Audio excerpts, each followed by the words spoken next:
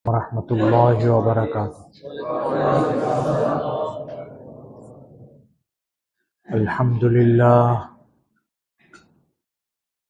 Alhamdulillah nahmaduhu wa nasta'inuhu wa nastaghfiruhu wa nu'minu bihi wa natawakkalu alayhi wa na'udzu billahi min shururi anfusina wa min sayyiati a'malina.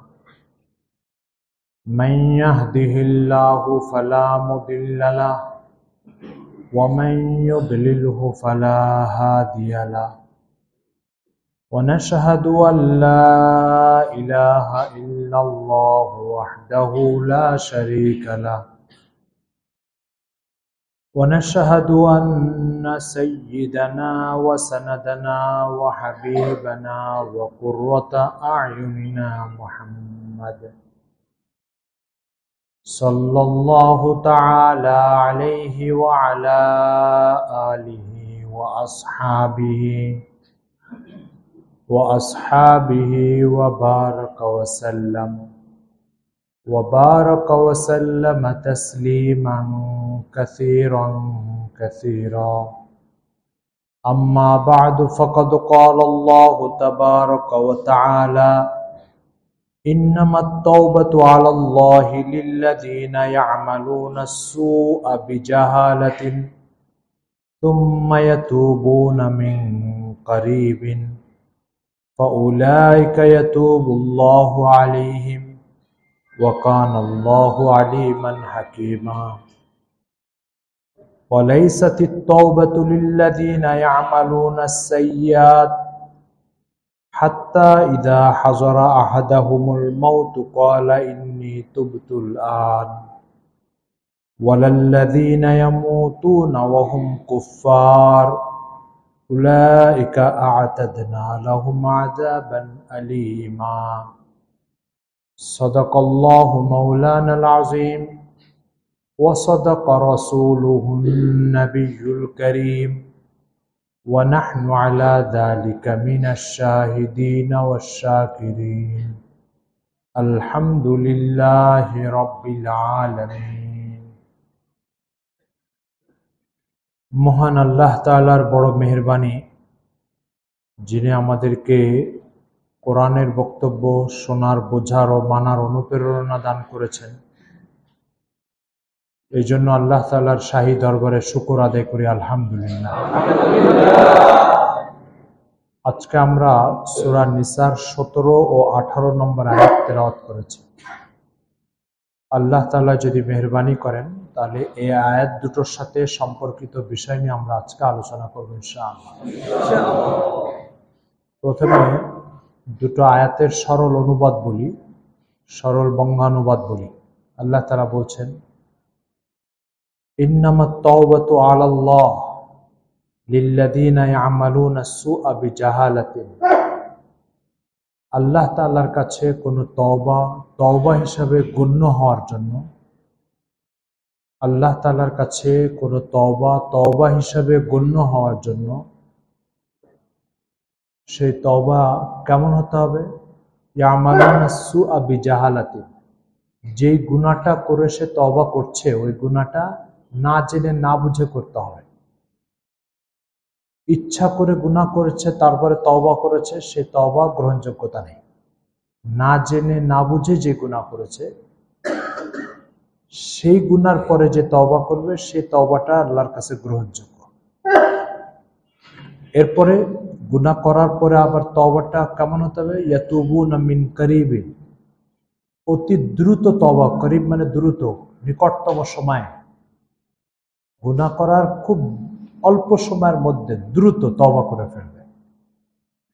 ফাউলাইকা ইয়াতুবু আলাইহিম, এদের তওবাই আল্লাহ পাক কবুল করবেন, গ্রহণ করবেন। ওয়াকানা আল্লাহু আলিমান হাকিমা, আল্লাহ তাআলা সার্বিক জ্ঞান, কৌশল, হিকমতের অধিকারী। ওয়ালাইসাতিত তাওবাতু লিল্লাযীনা ইয়ামালুনা আস-সাইয়্যাত, ওদের তওবা হিসাবে আল্লাহর কাছে গ্রহণযোগ্য নয় যারা ইয়ামালুনা আস-সাইয়্যাত, জীবনভর নাফরমানি করছে। হাত্তা ইদা হাজারা আহাদাহুমুল মাউত, যখন তাদের কাছে মৃত্যু এসে হাজির হলো, কলা, তখন ফেরেশতাদের আনাগোনা এবং ফেরেশতাদের দৌড়ঝাঁপ দেখে তারা বলল, ইন্নী তুবতুলান। ফেরেশতারা তার জান নেওয়ার জন্য দৌড়াদৌড়ি করে, তখন প্রত্যেক মৃত্যুর পথযাত্রী ব্যক্তি টের পায় যে আমার সময় শেষ হয়ে আসছে, যাওয়ার টাইম চলে আসছে। তো সে ওই ফেরেশতাদের দৌড়ঝাঁপ আর ফেরেশতাদের দৌড়াদৌড়ি, জান কবজের অবস্থাটা দেখে বলছে, ইন্নী তুবতুলান, আন মানে এখন, নাও, এখন আমি তওবা করলাম। আল্লাহ তাআলা বলছেন, ওয়ালাইসাতি তাওবাতু, এটা কোনো তওবা নয়, এটা একটা ঠাট্টা উপহাস। ওয়ালাল্লাযীনা ইয়ামুতুন, এবং ওই ব্যক্তির তওবাও গ্রহণযোগ্য নয় যে ব্যক্তি জীবনভর কাফির হয়ে আল্লাহকে অস্বীকার করে, স্রষ্টাকে অস্বীকার করে জীবন পার করেছে। যখন মৃত্যুর সময় এসেছে, তখন ফেরেশতারা জান কবজ করতে আসছে, তখন সে বলছে যে আমি এখন তওবা করলাম, এখন ইসলাম গ্রহণ করলাম। আল্লাহ তাআলা বলছেন, এই কাফিরদের তওবাও গ্রহণযোগ্য নয়। উলাইকা আতাদনা লাহুম আযাবান আলীমা, আমার সৃষ্টি হয়ে আমার মতো একজন স্রষ্টাকে অস্বীকার করে জীবন পার করছে, তাদের জন্য অত্যন্ত কষ্টদায়ক সাজা আমি প্রস্তুত করে রেখেছি, আর এই কারণেই তাদের তওবা গ্রহণযোগ্য নয়। এই হচ্ছে আজকের এই আয়াতের, দুই আয়াতের সরল বঙ্গানুবাদ। চলেন এবার এই আয়াতের সাথে সম্পর্কিত কয়েকটা বিষয় নিয়ে আমরা আলোচনা করি। আল্লাহ তাআলা কাদের তওবা গ্রহণ করবেন আর কাদের তওবা গ্রহণ করবেন না, এ ব্যাপারে দুটো আয়াত, 17 নম্বর আয়াতে কাদের তওবা গ্রহণ করবেন সেটা বয়ান করেছেন, আর 18 নম্বর আয়াতে সূরা নিসার কাদের তওবা গ্রহণ করবেন না তাদের আলোচনা করেছেন। 17 নম্বর আয়াতে কাদের তওবা গ্রহণ করবেন হচ্ছে, তাদের তওবার সাথে তিনটা জিনিস আছে। এক নম্বর হচ্ছে অপরাধটা করেছে না বুঝে করেছে, এটা এক নম্বর। দুই নম্বর যেটা, সেটা হচ্ছে অপরাধ করার সাথে সাথে সময় দীর্ঘ হতে দেয়নি, অপরাধ করেছে সাথে সাথে তওবা করে ফেলেছে, দুই নম্বর এটা। আর তিন নম্বর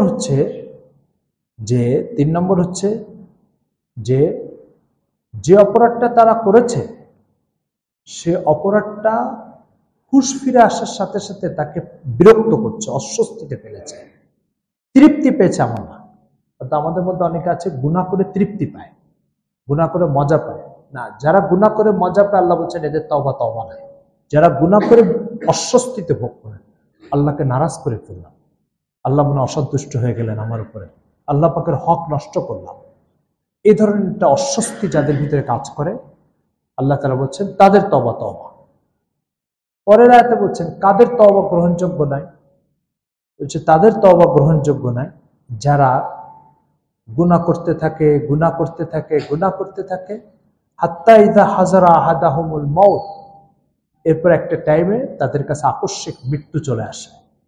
যে মৃত্যু চলে আসে, আর হাদিস শরীফে আসছে, প্রত্যেক ব্যক্তিকে আল্লাহ পাক মৃত্যুর আগে, যদি আল্লাহ পাকের নেক বান্দা হয়, তো কবরের জগতে আল্লাহ পাক তার জন্য কি কি পুরস্কার, কি কি আরাম ও আনন্দের ব্যবস্থা করেছে, মৃত্যুর আগে তার একটা দৃশ্য তার সামনে দেখায় দেয়। আর যখন নাফরমান হয়, তো আল্লাহ পাক তারও একটা দৃশ্য তার সামনে দেখায় দেয়। এই জন্য অসংখ্য নাফরমানের মৃত্যুর সময় দেখবে চোখ উল্টে যায়, জিহ্বা বেরিয়ে পড়ে, মুখে হা করে, অত্যন্ত অস্বস্তি অস্থিরতার মধ্যে সময় পার করে, চেপে ধরে রাখাও যায় না।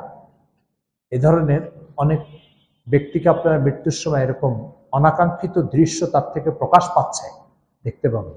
এরা হচ্ছে আখিরাতে কষ্টদায়ক যে বিষয়গুলো তার সামনে পেশ করা হয়, ওর ছবিগুলো, ওর আকৃতিগুলো, তখন সেইভাবে বিরক্ত হয়। পাকিস্তানের একজন ডাক্তার দীর্ঘ 35 বছর আইসিইউতে কাজ করেছে। আইসিইউতে কাজ করার পরে 35 বছর পরে সে যখন রিটায়ার্ডে গেছে, তখন একটা কিতাব লিখেছে। সেই কিতাবটা উর্দুতে লিখেছে, ইংরেজি ট্রান্সলেট হয়েছে এটা। ও বইয়ের ভিতরে সে অসংখ্য মানুষকে মৃত্যু অবস্থায় দেখেছে, কার কি অবস্থা দেখেছে সেটার উপরে সেটা আলোচনা লিখেছে। তো সেখানে লিখছে যে আমি আইসিইউতে অধিকাংশ মানুষকে মৃত্যুর সময় চরম অশান্তি, অস্থির এবং যেটাকে বলে ঠিক প্রেশানগ্রস্ত মানুষ যেভাবে তার ভাষা, আকারাঙ্গিমা, হাত পা, দৌড় ঝাঁপ, নাড়াচাড়া, এরকম অবস্থায় 95 জন মানুষকে দেখেছি। যাই হোক, তো আল্লাহ তাআলা বলছেন কার তওবা গ্রহণযোগ্য নয়? কেউ অপরাধ করার পরে তওবা করলে সে তওবা গ্রহণযোগ্য নয়। মানে 1 নম্বর হচ্ছে ওই ব্যক্তি যে জীবনভর নাফরমানি করেছে, কিন্তু মৃত্যুর সময় যখন আখিরাতের কিছু দৃশ্য, কবরের জগতের কিছু দৃশ্য তার সামনে প্রকাশ করা হয়েছে, তখন সে বলছে ইন্নী তুবতু আন, এখন আমি তো ঈমান নিয়ে এসেছি আর তওবা করেছি।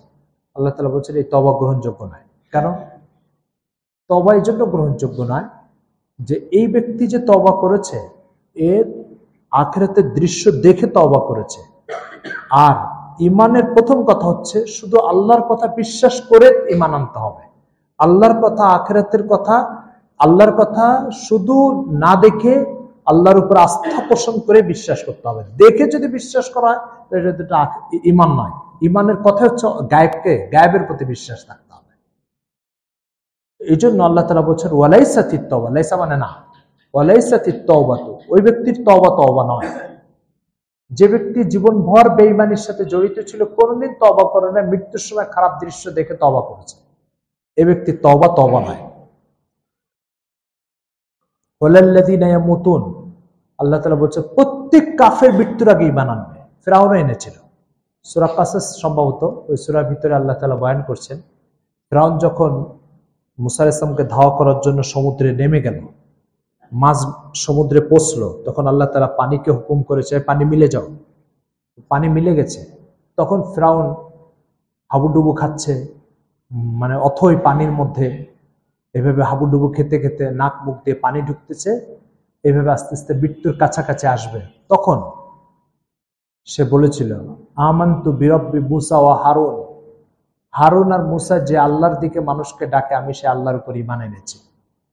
আল্লাহ তাআলা সাথে সাথে জিবরিল ফেরেশতা দিয়ে পাঠালেন, পাঠায় তার সামনে উচ্চারণ করলেন আলান ওয়াকাদ আসাইতা মিন ক্বাবল, আরে এখন আখিরাতের কঠিন দৃশ্য দেখি ঈমান এনে কোনো লাভ নাই, অথচ ইতিপূর্বে সারা জীবন বেঈমানি করে এসেছো।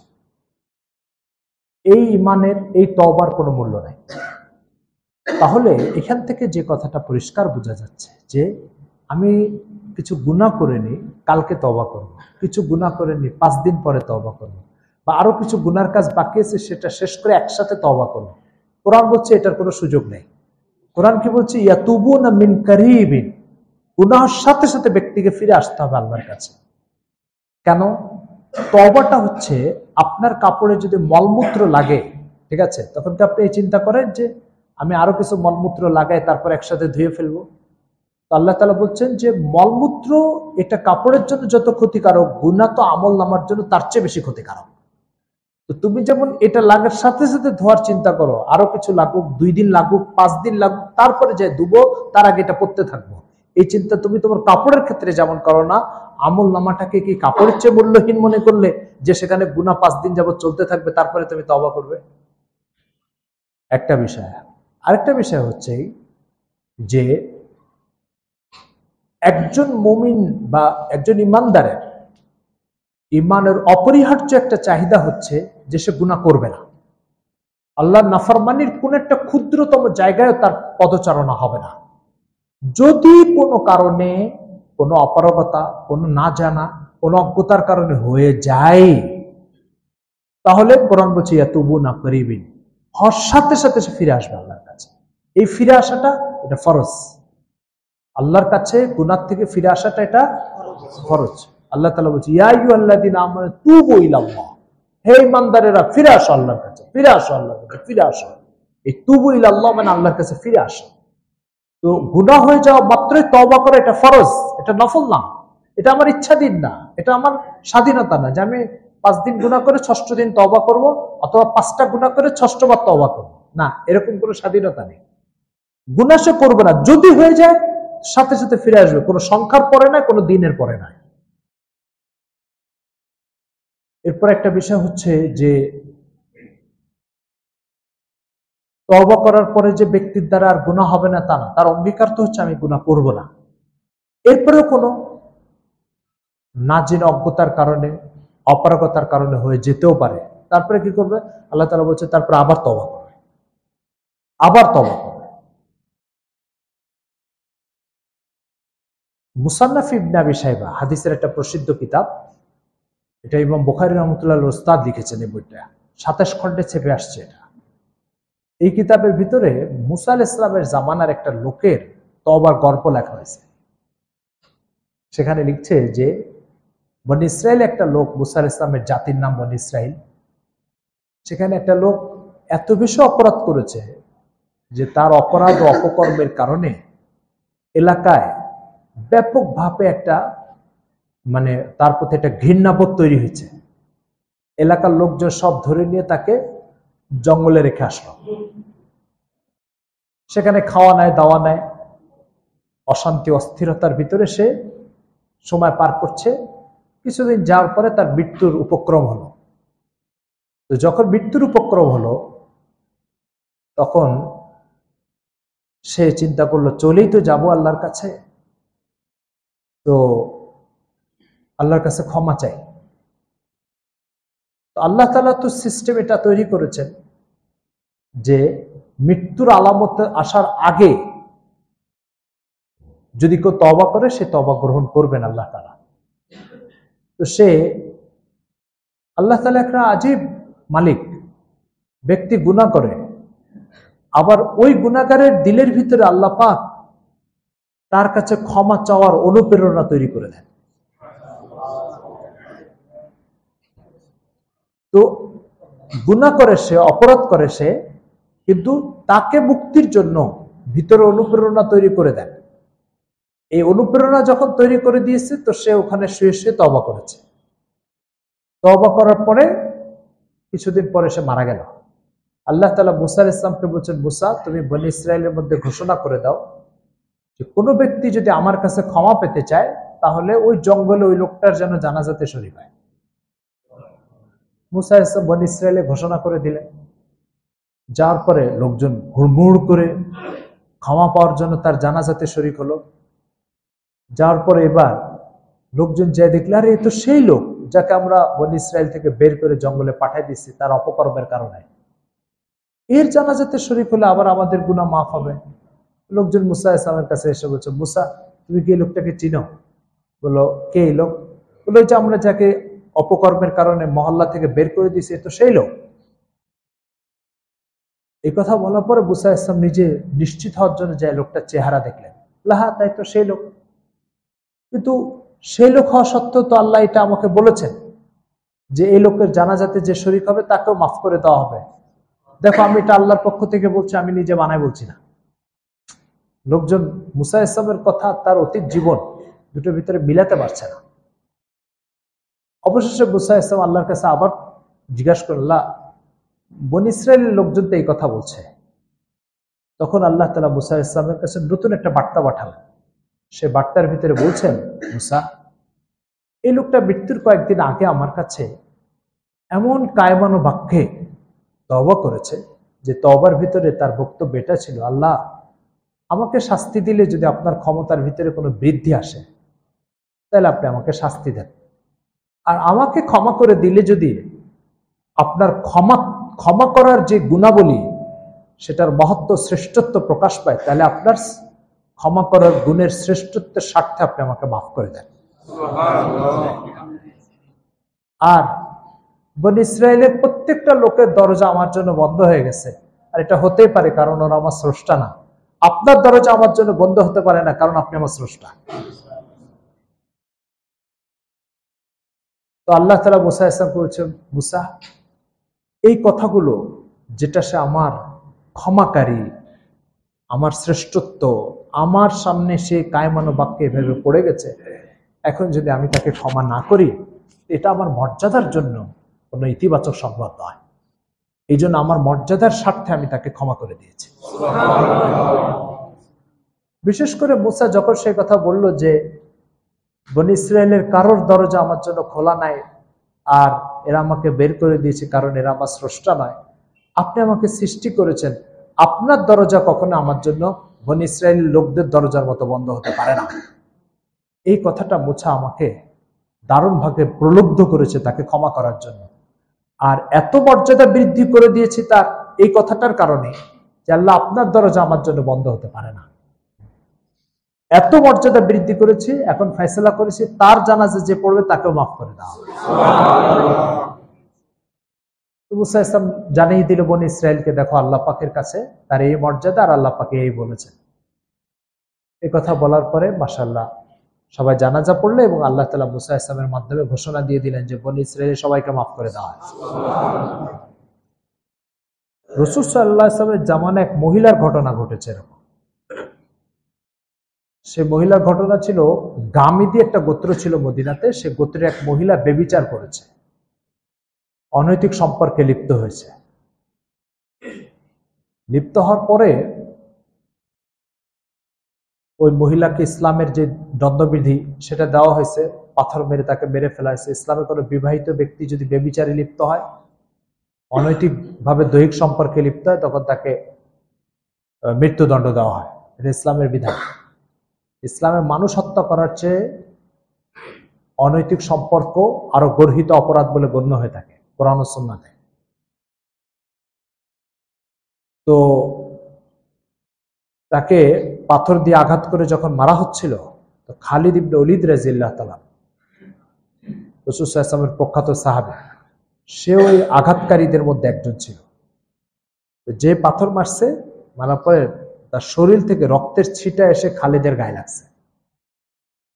লাগার পরে খালিদ একটু নাক ছিটকে, বেবিচার মহিলার রক্ত আমার গায়ে লেগে গেল, এভাবে একটু নাক ছিটকাইছে। রাসূলুল্লাহ সাল্লাল্লাহু আলাইহি ওয়াসাল্লাম এই দৃশ্য দেখছেন, দেখে খালিদকে ডাকছেন, দেখে বলল, খালিদ তোমাকে একটু নাক ছিটকাতে দেখলাম। জি আর রাসূলুল্লাহ, বেবিচার মহিলার রক্ত আমার শরীরে লাগলো। বুখারী শরীফে হাদিস আসছে। আল্লাহ রাসূল খালিদকে বললেন, খালিদ তুমি এই মহিলাকে চিনো? বলছে, আর রাসূলুল্লাহ এত বেবিচারী মহিলা, এতটুকু তো চিনি। বলছেন, না তুমি এই মহিলাকে চিনো নাই। এই মহিলা ঠিকই বেবিচার করেছে, কিন্তু সে আমার কাছে এইভাবে নত হয়েছে, এইভাবে ঝুঁকে পড়েছে, এইভাবে তওবা করেছে। যদি তার তওবাটা মদিনার প্রত্যেকটা লোকের মাথা পিছু বন্টন করে দেওয়া হয়, তো মদিনার প্রত্যেকটা লোকের মাগফিরাত হয়ে জান্নাতে যাওয়ার জন্য তওবা যথেষ্ট। এরকম তওবা করেছে, এরকম মানসম্পন্ন তওবা করেছে সে। এই দুটো আয়াত থেকে স্পষ্ট, এই দুটো ঘটনা থেকে স্পষ্ট যেটা বোঝা যাচ্ছে যে আল্লাহ তাআলা এটা তো চান যে বান্দা গুনাহ না করুক, কিন্তু যদি হয়ে যায় তারপরে আল্লাহ কি চান? তারপরে চান বান্দার সাথে সাথে আল্লাহর কাছে ফিরে আসুক। কোরআনে দেখেন আল্লাহ বলছে, ইয়া ইবাদিয়াল্লাযীনা আসরাফু লা তাকনাতু ফির রাহমাতিল্লাহ, হে চরম পাপাচার, চরম পাপাচারিতার ভিতরে ডুবে যাওয়া, হারিয়ে যাওয়া মানুষগুলো, আমার এই সম্বোধনটা শুনো। তুমি ফিরে আসো আমার কাছে, তুমি চোখের পানি ঝরাও আমার কাছে, তুমি সিজদায় পড়ে যাও আমার সামনে, তুমি নত হয়ে যাও আমার কাছে। ইন্নাহু ইয়াগফিরুয যুনুবা জামিআ, আমি তোমার সাথে ওয়াদাবদ্ধ, তুমি যদি সত্যিকার অর্থে তওবা করতে পারো, আমি তোমার পিছনে সব গুনাহকে মাফ করে দেব।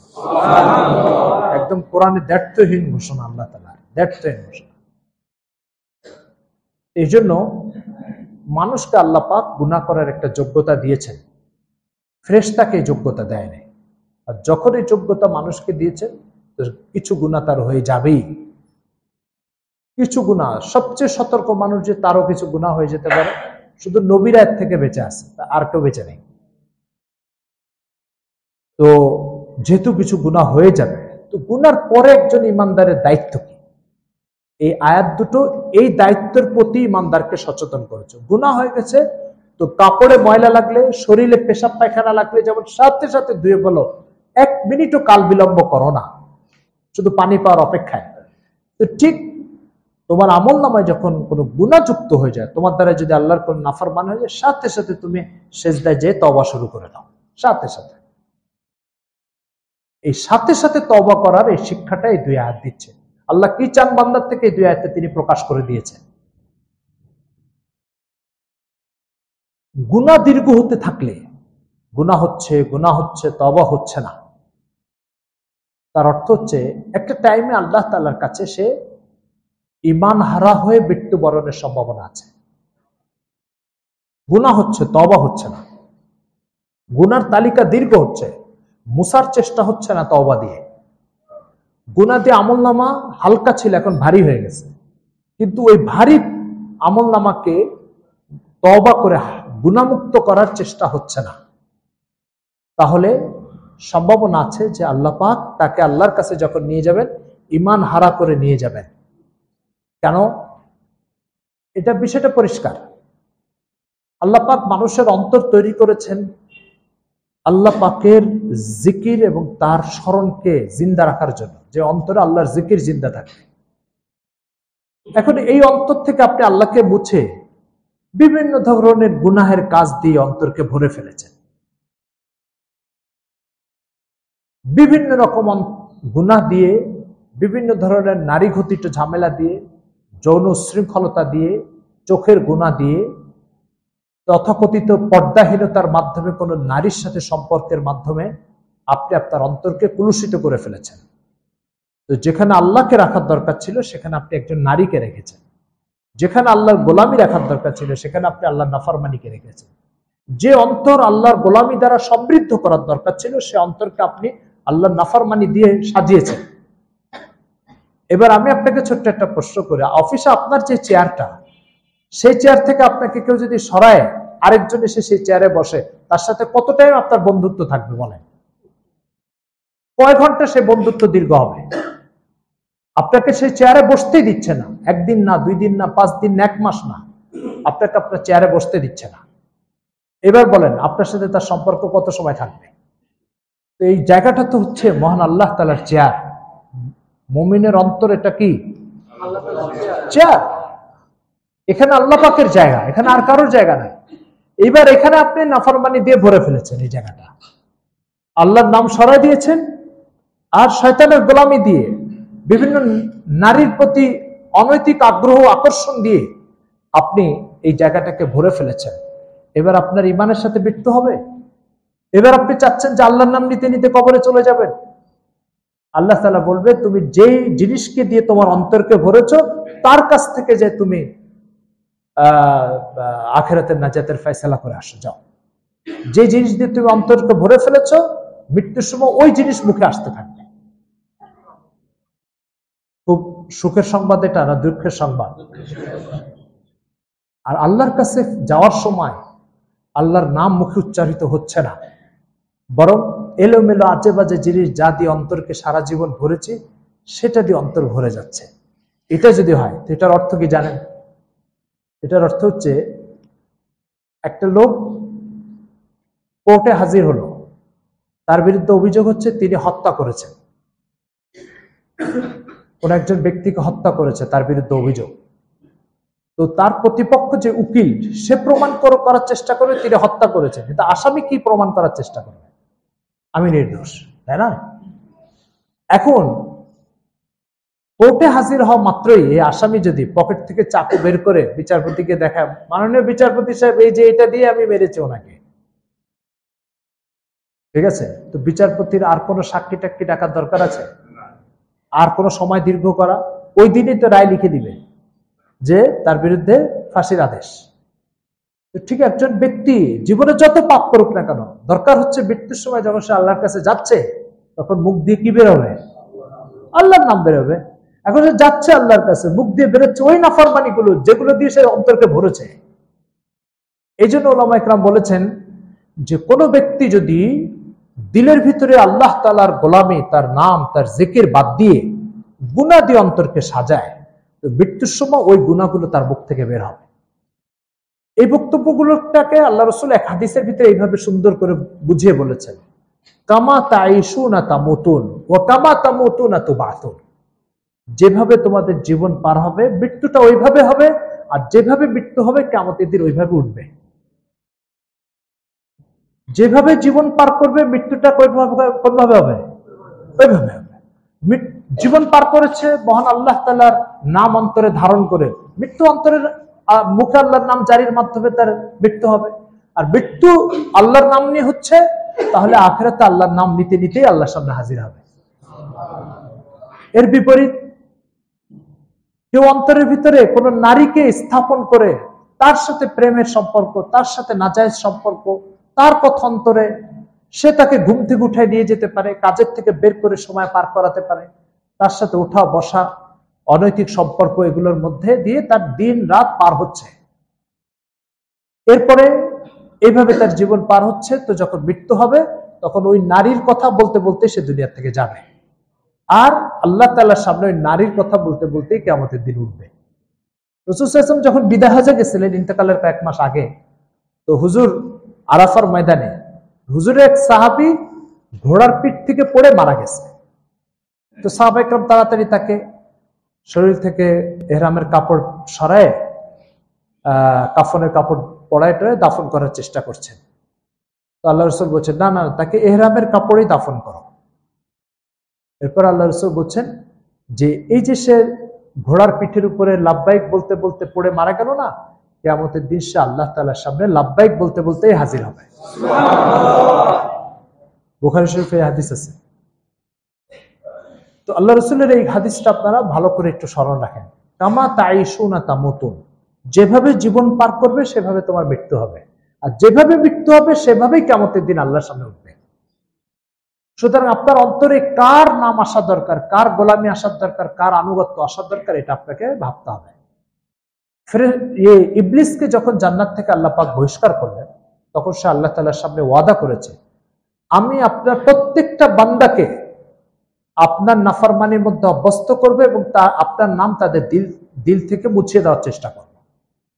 এ কথা যখন বলছে, তো আল্লাহ তাআলা বলছেন, তুমি তাকে নাফরমানির মধ্যে অভ্যস্ত করবে, আমিও তওবার দরজা খোলা রেখেছি, আজীবন তার তওবা কবুল করতে থাকো। এ কথার দ্বারা বোঝা যায় যে আল্লাহ তাআলা ইবলিসকে একটা সুযোগ দিয়ে সেটা ক্ষমা পাওয়ার একটা রাস্তা আজীবন তার জন্য খোলা রেখেছেন, কিন্তু আমাদের তো সেই রাস্তা দিয়ে চলার চেষ্টা করতে হবে। কিন্তু বিষয়টা হচ্ছে কি, এই ইবলিস ওই আল্লাহ পাকের দেওয়া অপার সুযোগ থেকে যাতে আমি উপকৃত না হতে পারে, এই জন্য আমাকে দুইটা মিথ্যা প্ররোচনা ভিতরে ঢুকাই দিয়ে রাখছে। একটা হচ্ছে, আরে তুই যে তওবা করবি এরপরে তো আবার গুনাহ করবি, তো খামাখা কি জন্য তওবা করবি, এখন একসাথে অনেকগুলো গুনাহ হয়ে যাক, তারপর একদিন তওবা করে। এই কথা বলতে বলতে এই মাসেও তওবা করে না, এই বছরে করে না, আগামী বছরে করে না, এইভাবে তওবাহীন অবস্থায় মৃত্যু পর্যন্ত নিয়ে যায় ইবলিস। এটা একটা ধোঁকা আছে ইবলিসের। আরেকটা ধোঁকা আছে, আরেকটা ধোঁকা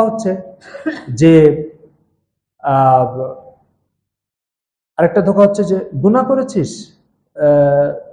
তো গুনাহের কিছু নজির দেখ, তোর চেয়ে বড় গুনাহ করেছে, তোর চেয়ে বড় গুনাহ অমুক নামাজি লোক করেছে, তোর চেয়ে বড় গুনাহ অমুক হাজী সাহেব করেছে। এগুলো কোনো বিষয় নেই। এটা যদি হতো তো অমুক হুজুরকে এই গুনাহটা করতো না, অমুক হাজী সাহেবকে এটা করতো না। তো বিভিন্ন লোকের গুনাহকে আমার সামনে নজির হিসাবে বানায়, আমারটাকে ছোট করে দেখায়। অথচ আনাস ইবনে মালিক রাদিয়াল্লাহু তাআলা বলেছেন যে রাসূল সাল্লাল্লাহু আলাইহি ওয়াসাল্লাম ছোট্ট একটা গুনাহকে মনে করতেন উহুদ পাহাড় পরিমাণ বড়, আর উহুদ পাহাড় পরিমাণ কোন নেক আমল মনে করলে মনে করতেন আমি ক্ষুদ্র মানুষ, সামান্য কিছু করেছি।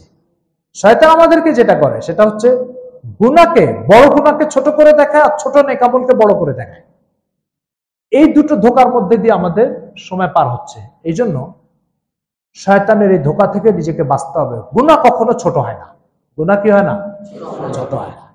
ওলামা ইকরাম লিখেছেন, একটি বড় জাহাজ, অনেক বড় জাহাজ ছোট্ট একটা ছিদ্র দিয়ে ডুবে যেতে পারে, পারে কিনা? তো ছোট্ট একটা গুনাহ দিয়ে একটা লোক জাহান্নামে চলে যেতে পারে, ছোট্ট একটা গুনাহ দিয়ে। আবার তওবার অভ্যাসে যদি অভ্যস্ত হয় তাহলে অনেক বড় গুনাহ করেও সে জান্নাতে চলে যেতে পারে। এই জন্য গুনাহকে ছোট করে দেখার কোনো সুযোগ নাই। উপমহাদেশের প্রখ্যাত আলেমী দ্বীন হযরত মাওলানা আশরাফ আলী থানভী রাহমাতুল্লাহর যে পীর হাজী ইমদাদুল্লাহ মুহাজির মক্কি রাহমাতুল্লাহ আলাইহি, ওনার ইবাদতের যে রুম, সেই রুমে একটা কাগজে লেখা ছিল, গুনাহ অতটুকু করো যতটুকু তুমি জাহান্নামে জ্বলতে পারবে। গুনাহ কতটুকু করো? জাহান্নামে জ্বলতে পারবে। তুমি আগে ফয়সালা করো জাহান্নামে তুমি কতটুকু জ্বলতে পারবে, এটাকে নির্ধারণ করো। একদিন, এক মাস, কতদিন তুমি জ্বলতে পারবে এটাকে নির্ধারণ করে ঠিক অতটুকু গুনাহ করো। যতটুকু জ্বলতে তুমি পারবে না, খবরদার অতটুকু গুনাহ করো না। তো বলেন, আমাদের কার কতটুকু জ্বলার ক্ষমতা আছে জাহান্নামে? যেহেতু জাহান্নামে জ্বলার ক্ষমতা নাই, তো গুনাহটা কেন করবো তাহলে? তো এই জন্য গুনাহ করব না, যদি হয়ে যায় তো সাথে সাথে তওবা, সাথে সাথে তওবা। আর কোন গুনাহকে ছোট মনে করব না, গুনাহ যত ছোট সাথে সাথে তওবা করব। তার কারণ ছোট ছিদ্র বড় জাহাজকে কি করতে পারে? ডুবিয়ে দিতে পারে। এরপর আরেকটা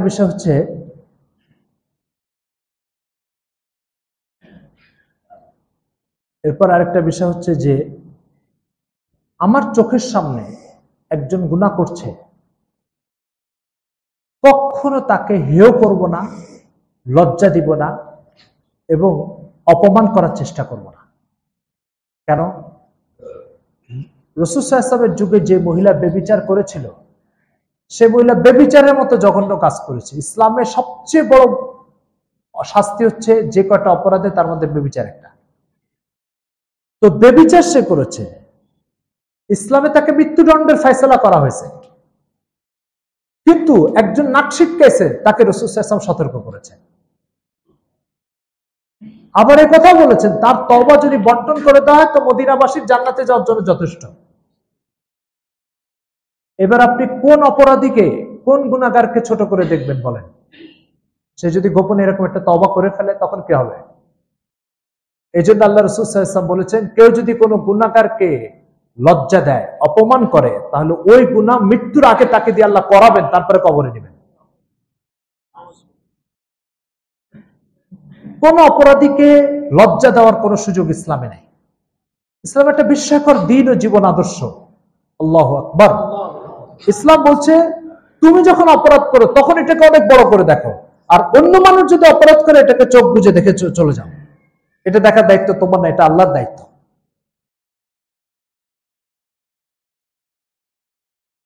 ইসলামের আরেকটা কথা আপনি স্মরণ রাখতে পারেন, বনি ইসরায়েলে হাজার পুরুষের সাথে বেবিচার করেছে এরকম একজন নারীকে মাত্র ছোট্ট একটা আমল, কুকুরকে পানি খাওয়াইছে। এই পানি খাওয়ানোর কারণে আল্লাহ পাক তার জীবনের সব বেবিচারের গুনাহকে মাফ করে দিয়েছে। আজকে আপনি যাকে তিরস্কার করছেন, লজ্জা দিচ্ছেন কোন একটা গুনাহের কারণে, সেই ব্যক্তিরও তো এরকম কোন কুকুরকে পানি খাওয়ানোর ঘটনা ঘটতে পারে, তার দ্বারা হতে পারে কিনা? সেটা তো আর আল্লাহ আপনাকে কোনো নবীকে দিয়ে ঘোষণা দিয়ে শোনাবেন না। আপনি কিভাবে তাকে লজ্জা দিবেন? সে যদি এরকম কোনো ঘটনা ঘটায়, আল্লাহর কাছ থেকে ক্ষমার ফয়সালা করায় নাই। আবার এর বিপরীত বনী ইসরায়েলে আরেকজন নেককার মহিলা একটা কুকুর, বিড়াল লালন পালন করতো, কিন্তু সে বিড়ালকে খাবার খাওয়াইতো না, ঠিক মতো কষ্ট দিত। এই কারণে ওই নেককার মহিলাকে জাহান্নামের ফয়সালা করেছেন, এটাও হাদিস শরীফে আছে। তো নিজের ক্ষেত্রে ধারণা করবেন, ওই বিড়ালকে খাবার দিত না, সেই মহিলার বিষয়টাকে নিজের সাথে মিলাবেন, যে আমার নামাজ আছে, আমার ইবাদত আছে, কিন্তু না জানি কোন একটা ক্ষুদ্র ছোট্ট গুনাহের কারণে আল্লাহ পাক আমার জন্য জাহান্নামের ফয়সালা করে কিনা। আর অন্য মানুষের ক্ষেত্রে চিন্তা করবেন, অনেক গুনাহ করেছে, হতে পারে, করতেই পারে, কিন্তু যদি কোনো কুকুরকে পানি খাওয়ায় সে জান্নাতে চলে যায় মহিলার মতো, এটার খবর কি আর আমি রাখি? এটা হচ্ছে ইসলামের শিক্ষা। তো নিজের অপরাধকে বড় করে দেখা আর অন্যের অপরাধকে ভুলে যাওয়া, না দেখা, এটা হচ্ছে ইসলামের শিক্ষা। কিন্তু শয়তান আমাদেরকে উল্টাটা করে ফেলেছে। শয়তান আমাদেরকে শিখাইছে যে তোমার অপরাধকে ভুলে যাও, অন্যের অপরাধকে স্মরণ রাখো। নিজের ক্ষেত্রে শিথিলতা আর অন্যের ক্ষেত্রে কঠোরতা, এটা ইসলামের শিক্ষা নয়। ইসলামের শিক্ষা হচ্ছে নিজের ক্ষেত্রে কঠোরতা, অন্যের ক্ষেত্রে শিথিলতা। ও অপরাধ করেছে, হতে পারে আল্লাহ পাক মাফ করে দিয়েছেন। ও অপরাধ করেছে, হতে পারে আল্লাহ পাক মাফ করেছেন। আমি অপরাধ করেছি, কে জানে যে আমাকে আল্লাহ মাফ করছেন কিনা। তো চলো আজকে আরেকবার তওবা করে নিই। বুখারী শরীফের সহিহ হাদিস, হযরত আব্দুল্লাহ ইবনে উমর ও আনাস ইবনে মালিক, সম্ভবত এই দুই সাহাবীর কোন একজন থেকে বর্ণিত। উনি বলছেন রাসূল সাল্লাল্লাহু আলাইহি ওয়াসাল্লাম দৈনিক 100 বার তওবা করতেন। কতবার? 100 বার। হাজার হাজার গুনাহ করতেন এই কারণে? কি শিখাচ্ছেন আল্লাহ রাসূল? ভালো করে শুনো, যে কোনো গুনাহ করতো না সে দৈনিক 100 বার তওবা করতো। তাহলে তোমরা যারা গুনাহ করো তোমাদের কয়বার তওবা করতে হবে বলো? যে গুনাহ করতো না সে দৈনিক কতবার তওবা করতো? 100 বার। যে গুনাহ করে সে কয়বার করবে?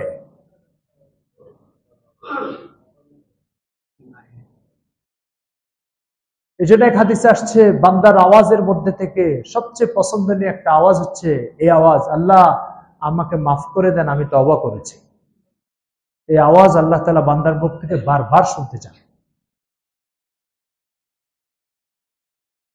এই জন্য আজকে যে আয়াত দুটো আমরা পড়লাম, এই আয়াতের সারাংশ হচ্ছে তওবা দূরে নয়, তওবা কাছে। গুনাহ করার পরে তওবা। দ্বিতীয় নম্বর হচ্ছে কিছু গুনাহ করে নি, কয়েকদিন করে নি, কয়েক মাস করে নি, তারপরে তওবা করব। এটা শয়তানের সবচেয়ে বড় ধোঁকা। আমরা অনেকেই ধোঁকার মধ্যে, এই ফাঁদের মধ্যে পা দিয়ে বসে আছি। 3 নম্বর কথা হচ্ছে যে যারা মৃত্যুর সময় তওবা করব এই চিন্তা করে জীবন পার করতেছে, আল্লাহ তাআলা বলছেন ওয়ালাইসাতিত তাওবাতু, এটা কোনো তওবা না, এটা আল্লাহর সাথে একটা তামাশা। 4 নম্বর কথা হচ্ছে যে অপরাধ যখন কোনো ব্যক্তিকে করতে দেখি তো তার ব্যাপারে ধারণা করব হয়তো কোনো আমল দ্বারা আল্লাহ পাক তাকে মাফ করে দিয়েছে। অপরাধ যখন নিজে করব তখন ভাববো আমার তওবা আল্লাহ জানে কবুল হয়েছে কিনা, এখন আবার তওবা করি। 5 নম্বর যে বিষয়টা সেটা হচ্ছে এই যে ইসলামের শিক্ষা হচ্ছে অন্য মানুষের ক্ষেত্রে শিথিলতা আর নিজের ক্ষেত্রে কঠোরতা। আর শয়তান আমাদেরকে শিখায় যে নিজের ক্ষেত্রে হচ্ছে শিথিলতা আর অন্যের ক্ষেত্রে কঠোরতা। মুআয ইবনে জাবাল রাদিয়াল্লাহু তাআলা কে রাসূল সাল্লাল্লাহু আলাইহি ওয়াসাল্লাম এক জায়গায় ইমামতি করতে পাঠিয়েছেন। সেই জায়গায় যে তিনি প্রথম রাকাতে এশার নামাজ পড়ানোর সময় প্রথম রাকাতে সূরা বাকারা পড়ছেন, দ্বিতীয় রাকাতে আলে ইমরান পড়ছেন, এক একটা সূরা 2 পারা 2.5 পারা। সালাম ফিরায় দেখে পিছনে একটা লোক একা একা নামাজ পড়ছে। মুআয ইবনে জাবাল তাকে বললেন, এই মুনাফিক, এদিকে আসো। ওই ব্যক্তি প্রচন্ড ক্ষুব্ধ হয়ে রেগে পরের দিন সকালে আল্লাহ রাসূলের কাছে যেয়ে বলছে, ইয়া রাসূলুল্লাহ, আপনি মুআযকে ইমামতি করতে পাঠিয়েছেন, ও আমাকে মুনাফিক বলে গালি দিয়েছে। হুজুর মুআযকে ডেকে বলল, মুআয তুমি এই ব্যক্তিকে মুনাফিক বলেছো? জি ইয়া রাসূল, আমি মুনাফিক বলেছি। কেন বলেছো? বলছে, ইয়া রাসূলুল্লাহ, জামাত চলাকালীন টাইমে সে একা একা নামাজ পড়তেছিল। এই কাজ তো আমাদের এলাকায় মুনাফিকরা করে, জামাতে না পড়ে একা একা নামাজ পড়ে। হুজুর ওই লোককে জিজ্ঞাসা করেন, ভাই তুমি একা একা নামাজ পড়ছো অথচ জামাত চলতেছিল? তো বলছে, ইয়া রাসূল, আমি সারাদিন উত্তপ্ত রোদের ভিতরে উঠ চড়াই, শরীর প্রচন্ড ক্লান্ত থাকে, কোনো মতে এসে তাড়াতাড়ি এশার নামাজটা পড়ে একটু ঘুমায় পড়বো। এখন এশার নামাজ পড়তে এসে দেখি যে মুআয প্রথম রাকাতে সূরা বাকারা পড়ে, দ্বিতীয় রাকাতে আলে ইমরান পড়ে, আর আমি এত লম্বা টাইম দাঁড়িয়ে থাকতে পারি না। হুজুর মুআযকে বলল, মুআয তুমি আমার উম্মতের মধ্যে ইবাদত নিয়ে বিশৃঙ্খলা সৃষ্টি করছো। তুমি যখন একা একা নামাজ পড়বা যত লম্বা কেরাত পড়তে মনে চায় পড়বা, কিন্তু জামাতের সাথে যখন নামাজ পড়বা তখন ছোট ছোট কেরাত পড়বা, কারণ তোমার পিছনে বৃদ্ধ অসুস্থ মানুষেরা নামাজ পড়ায়। তো মুআয রাদিয়াল্লাহু তাআলার সামনে 2টা রাস্তা আল্লাহ রাসূল বললেন, একা নামাজ পড়লে সূরা বাকারা পড়বা, আর যখন আমার উম্মতকে নিয়ে নামাজ পড়বা তখন ছোট ছোট নামাজ কেরাত পড়বা। তার মানে কঠোরতা তোমার জন্য, শিথিলতা উম্মতের জন্য। শিথিলতা কার জন্য? উম্মতের জন্য, অন্যের জন্য শিথিলতা। আর সূরা বাকারা পড়ার কঠোরতা তুমি যাও, তুমি একা একা পড়ো, কোনো সমস্যা নেই। আমাদের অবস্থা হয়েছে কি বলেন? আমাদের অবস্থা হচ্ছে বিপরীত। আমরা যখন নিজের জন্য ফয়সালা করি, কোনো নিয়ম কানুন মানি না, ইসলামের কোনো বক্তব্য মানি না, বরং নিজের ক্ষেত্রে সব ক্ষেত্রে শিথিলতা দেখায়, আর অন্যের ক্ষেত্রে ওইটা মানেনি, ওইটা মানেনি, ওইটা করে না, ওইটা ওর দ্বারা হয়নি। তো যত সব অভিযোগ অন্যের প্রতি আর যত সব পবিত্রতা বয়ান, এটা নিজের ব্যাপারে। এটা ইসলামের শিক্ষা না। তওবার সারাংশ হচ্ছে এটা যে আমি যা করেছি বড় অপরাধ করেছি, অন্য যারা করেছে এদেরকে আল্লাহ মাফ করে দিয়েছে। এই নীতি যদি অবলম্বন না করেন, অর্থাৎ ইসলামের এই শিক্ষাটা যদি আমরা ধারণ না করি, তাহলে আমাদের মুখ সারা জীবন মানুষের বিরুদ্ধে অভিযোগ দিতে দিতে শেষ হবে, আর এদিকে নিজেকে জাহান্নামের মাঝখানে ঠিকানা করে নেবে। আজকের এই আলোচনার সারাংশ হচ্ছে তওবা আপনাকে যে কোনো মূল্যে দ্রুত করতে হবে। শেষ কথাটা হচ্ছে তওবাটা কেন দ্রুত করবেন আপনি? আপনারা জানেন হযরত আদম আলাইহিস সালাম আর ইবলিসকে জান্নাত থেকে বিদায় দেওয়া হয়েছিল কি কারণে? সবার জানা আছে না? জান্নাতে নিষিদ্ধ একটা ফল খেয়েছেন। আদম আলাইহিস সালাম একজন নবী, জান্নাতে বসবাস করছেন, একটি কথা অমান্য করার জন্য জান্নাত থেকে বিদায় দেওয়া হয়েছে। আপনি আমি দৈনন্দিন 20-50টা গুনাহ করি, দৈনিক শত শত গুনাহ করি, শত শত আল্লাহর কথা অমান্য করি। আমরা আবার এই দৈনিক শত কথা অমান্য করে জান্নাতে ঠিকানা করতে চাই। যদি একটা একটা কথা অমান্য করার কারণে নবী আদমকে জান্নাত থেকে বিদায় নিতে আপনি কিভাবে শত গুনাহ করে আবার জান্নাতে ঠিকানা বানাতে চান? তাহলে কি জান্নাতে আমি যেতে পারবো না? কারণ একটা করে যখন বিদায় নিল, তো আমি শত গুনাহ করে কিভাবে জান্নাতে যাব? তো আল্লাহ তাআলা আপনার জন্য একটা দরজা খোলা রেখেছেন, যে শত গুনাহ করে তুমি আবার জান্নাতে যেতে পারবে যদি তওবা তোমার জীবনে ধারণ করো। কি ধারণ করো? কিভাবে এই শিক্ষাটা আল্লাহ পাক দিয়েছেন? বাবা আদম বেরিয়ে যাওয়ার পরে আদম আলাইহিস সালামের ব্যাপারে আল্লাহ কোরআনে সূরা বাকারা বলেছে যে ফাতালাক্কা আদামু মির রাব্বিহি কালিমাতিন ফাতাবা আলাইহি। আল্লাহ তাআলা বলছেন যে আদমকে আমি কিছু কথা শিখিয়ে দিয়েছিলাম, সে কথাগুলো সে পড়েছে, বলেছে এবং এটা বলে দোয়া করেছে, তো আমি তার তওবাকে কবুল করেছি। আবার তাকে তার পুরাতন ঠিকানায় পৌঁছার ব্যবস্থা করে দিয়েছি। ঠিক আছে? এই জন্য আদম আলাইহিস সালাম ইন্তেকালের পরে কিয়ামতের দিন বিচারের পরে জান্নাতে চলে যাবেন আবার। কিসের জন্য? ওনার তওবার কারণে। কিসের কারণে? তওবার কারণে। পৃথিবীর প্রথম মানুষকে দিয়ে আল্লাহ পাক এই দৃষ্টান্ত স্থাপন করলেন কেন? অর্থাৎ পৃথিবীর প্রথম মানুষকে দিয়ে আল্লাহ দৃষ্টান্ত স্থাপন করলেন যে একজন মানুষ গুনাহ করে কিভাবে আল্লাহ রহমত থেকে বেরিয়ে যায়, এরপর আবার আল্লাহ রহমতের মধ্যে ঠিকানা কিভাবে করে নেয়, এটা প্রথম মানুষ থেকে শিখো। তার কারণ হচ্ছে গুনাহ বনি আদমের সাথে একই সাথে চলতে থাকে। আরেকটা দৃষ্টান্ত স্থাপন করেছেন ইবলিসকে দিয়ে। সেটা কি? ইবলিসও একটা গুনাহের কারণে যে আদমকে সেজদা করে, তো সেজদা করে না, জান্নাত থেকে বের করে দিয়েছে। বের করে দেওয়ার পরে আদম ইবলিসকে আর কখনো জান্নাতে ঠিকানা করে দেওয়া হবে না। কেন? বলছে আদম তওবা করেছিল, ইবলিস তওবা করেনি। এক তওবা আদমকে জান্নাতে নিয়ে গেছে, আরেকটা হচ্ছে তওবার থেকে দূরে থাকার কারণে ইবলিস জান্নাত থেকে আজীবনের জন্য বঞ্চিত হয়েছে। আল্লাহ পাক পৃথিবীর শুরু, একদম যাত্রা শুরু হচ্ছে, সেই টাইমে ইবলিসের এই দৃষ্টান্ত আর আদমের এই দৃষ্টান্ত, দুটো দৃষ্টান্ত আমাদের সামনে রেখে দিয়েছেন। রেখে দিয়ে আমাদেরকে শিক্ষা দিয়েছেন যে দেখো, তুমি যদি তোমার জান্নাতে ঠিকানা করতে চাও, আদমের আমলটাকে অনুসরণ করো। আর যদি তুমি জান্নাত থেকে বঞ্চিত হতে চাও, তো তোমার সামনে নজির হচ্ছে ইবলিস। এখন তুমি ফয়সালা করবে, তওবা করে পুরাতন ঠিকানায় ফিরে যাবে, না তওবা থেকে দূরে থেকে ইবলিসের মতো আজীবন জাহান্নামে ঠিকানা করবে? তুমি ফয়সালা করে নাও। কথাটা কি বুঝাতে পারছি ভাই? এবার বলেন, গুনাহের পরে তওবা কতদিন পরে?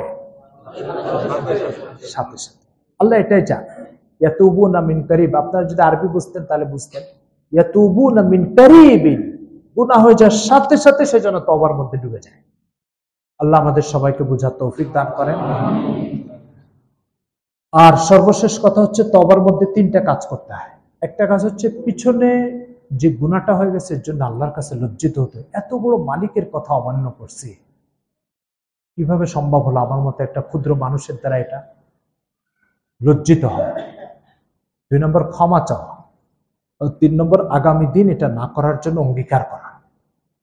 আর যদি হাতে সময় থাকে, ভালো পরিবেশে থাকি, তাহলে 2 রাকাত তওবার নামাজ পড়া।